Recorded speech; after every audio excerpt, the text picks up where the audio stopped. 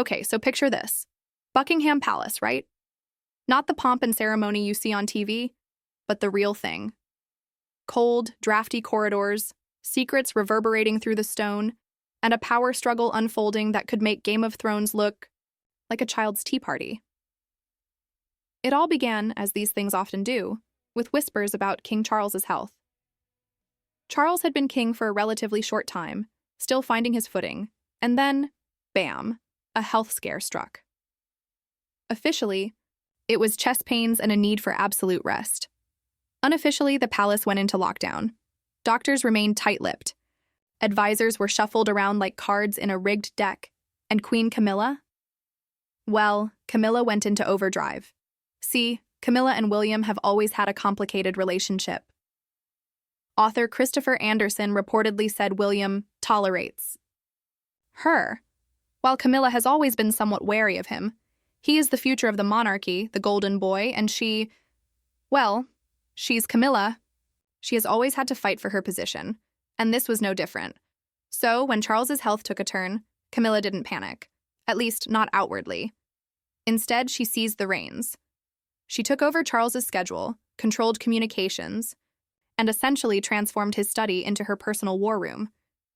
Anyone who'd been around too long, anyone who might have questioned her authority, suddenly found themselves on much-needed sabbaticals.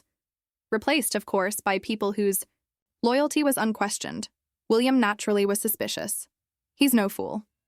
He noticed the subtle shifts, the delays in seeing his father, the medical updates that felt more like PR statements than genuine information.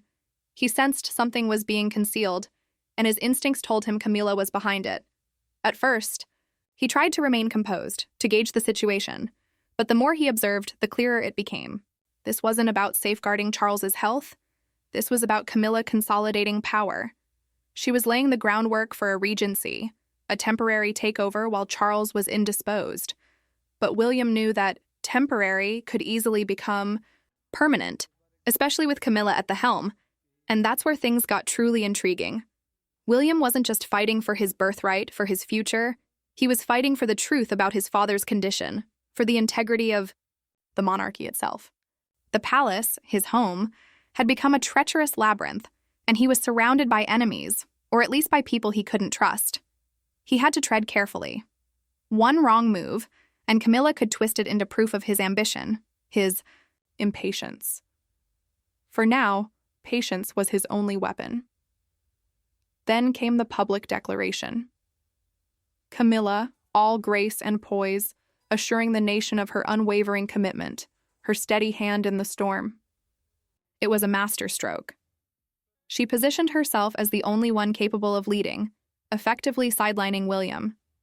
The press devoured it, and William was left seething, feeling like a prisoner in his own home. He had to act. But how? Every door seemed to be slamming shut in his face. He was the silent prince, watching his future slip away. Camilla, never one to leave a power vacuum unfilled, moved swiftly to cement her position. She established a provisional royal council, which, let's be honest, was basically a collection of yes men and yes women, all handpicked for their unshakable loyalty to her.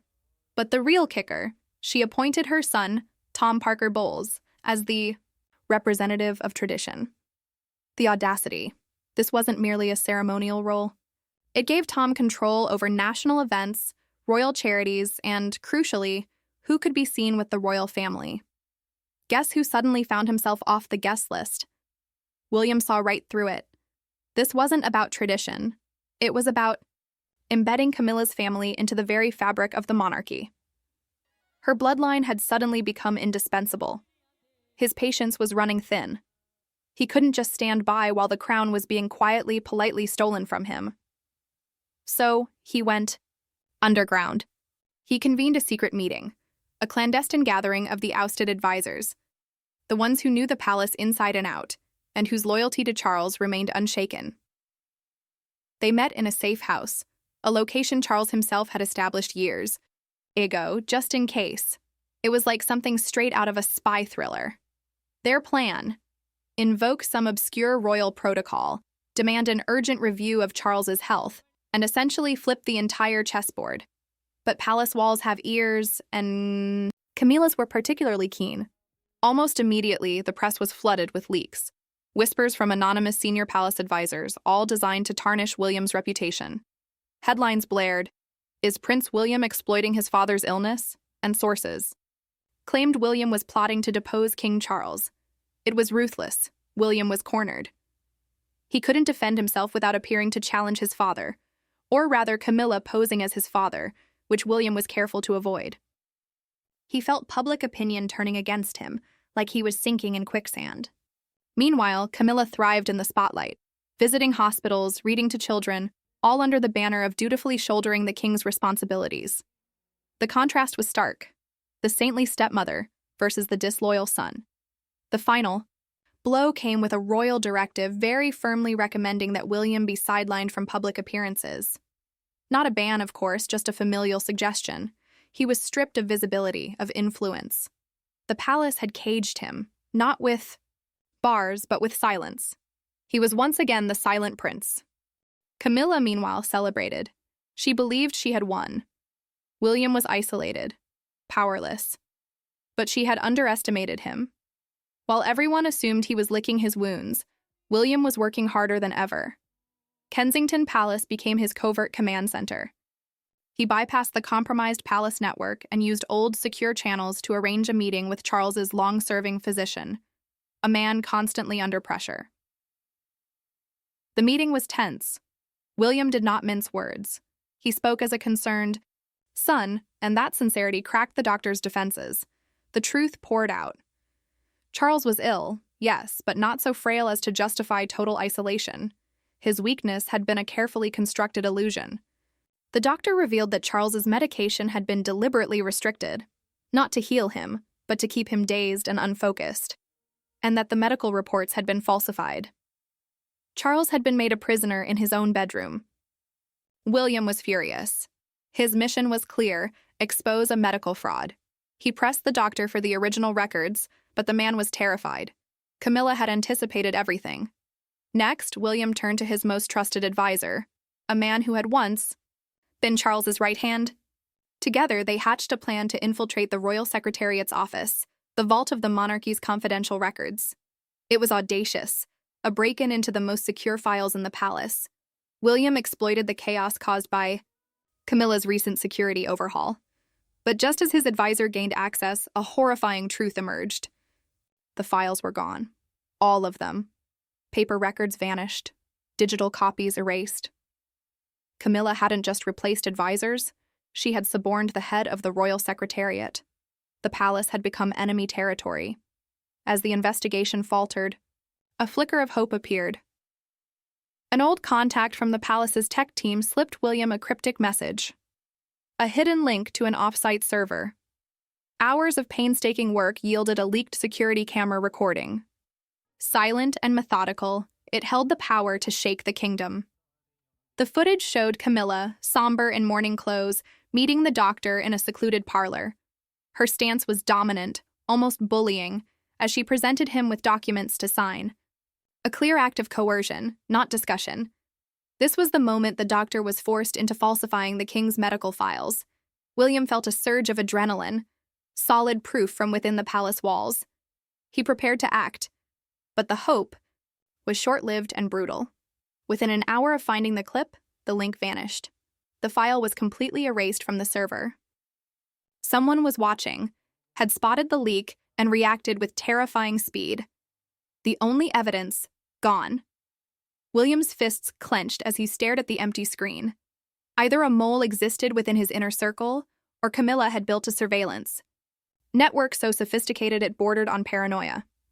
His trust wavered, but not his resolve.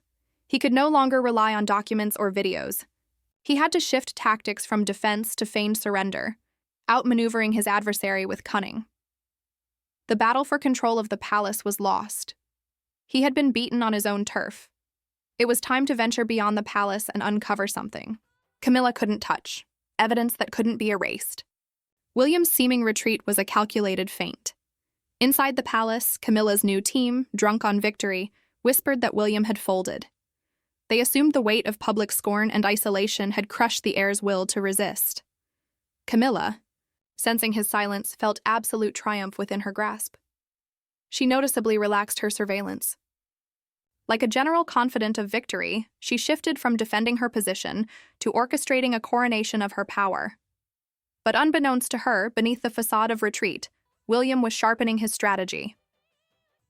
During this lull, he worked discreetly, with a seasoned royal attorney, a man of unquestionable integrity and decades of proven loyalty. Their meetings took place in a private library in central London. Shielded from palace spies by stacks of dusty legal tomes, they avoided phones and emails. Every message was handwritten, coded, and delivered by a trusted messenger. Their goal was an invaluable prize: the original unaltered medical records of King Charles. William understood that all paperwork within the palace had been compromised or destroyed, but by law and the strict protocols of royal medicine, a mandatory copy had to be preserved at the hospital overseeing the king's primary care. That hospital was St. George's, a self-governing, prestigious institution where internal procedures were beyond even a queen's political reach. The lawyer, invoking legal authority and strict medical confidentiality rules, quietly requested access to the king's personal health records. The process demanded extreme caution to avoid alerting Camilla's network, navigating administrative hurdles, hospital staff, and ultimately working under the supervision of an ethics board. The unedited original records of King Charles ended, up in William's hands. When the thick medical file was laid before him, William felt a cold wave of vindication. The numbers, analytical reports, and biochemical markers revealed a simple truth. King Charles was ill, but nowhere near incapacitated. The file was undeniable proof of Camilla's lies and treachery. Meanwhile, back at Buckingham Palace, Camilla reveled in her hubris. She prepared for the ceremony of regency confirmation, the final ritual, both ceremonial and legally binding, that would cement her rule, turning the provisional regency into an irreversible reality. Camilla invited all royal council members, even those she had sidelined, to project an image of transparency. Certain of William's defeat, she believed the matter settled. But William did not act publicly. He had learned from the loss of the video evidence.